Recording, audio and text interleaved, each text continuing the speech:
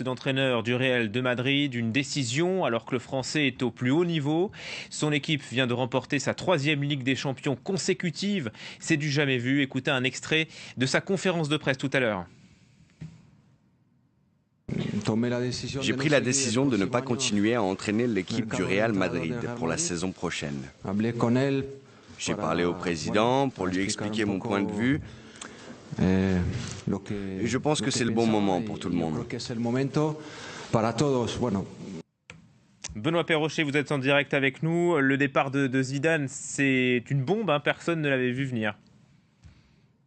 Absolument, et elle va faire cette annonce-là réagir beaucoup. Elle va faire parler dans le monde entier, puisqu'évidemment le Real Madrid, c'est l'un des plus grands, sinon le plus grand club au monde, qui vient de remporter le week-end dernier face à Liverpool sa 13e Ligue des Champions. C'est évidemment un record. En tout cas, personne ne l'avait vu venir. Zinedine Zidane qui a prévenu tout de même son président Florentino Pérez. Il a appris la décision de Zinedine Zidane hier et il lui a été impossible de le faire changer d'avis. On a senti Zinedine Zidane, et on le voit d'ailleurs sur les images, très serein, très calme sur cette décision.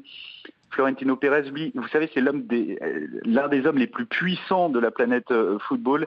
Il était beaucoup plus abattu, une décision que sans doute il n'a pas vu venir, pris de court, Florentino Pérez. Mais on va retenir cette phrase aussi, Julien, fatigué d'entraîner au jour le jour Zinedine Zidane. Et c'est vrai dans un club qui est tellement exigeant, puisque les objectifs de ce club-là, eh bien, ce sont les objectifs les plus élevés à chaque début de saison. Remporter la Liga, le championnat d'Espagne, et remporter la Ligue des Champions. Ce que Zinedine Zidane, évidemment, a réussi à faire 3 fois de suite.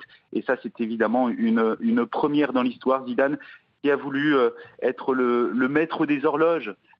C'est lui qui a choisi son moment pour partir, alors qu'il était sous contrat jusqu'en 2020. Il avait renouvelé son contrat